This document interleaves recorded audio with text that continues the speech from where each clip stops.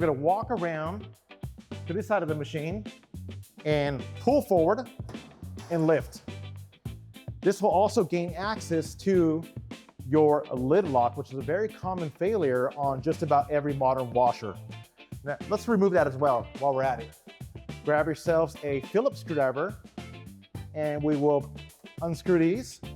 Hold the lid down because that spring load is going to want to open up on you. It's probably a better idea to tape it down just like that. Pretty easy.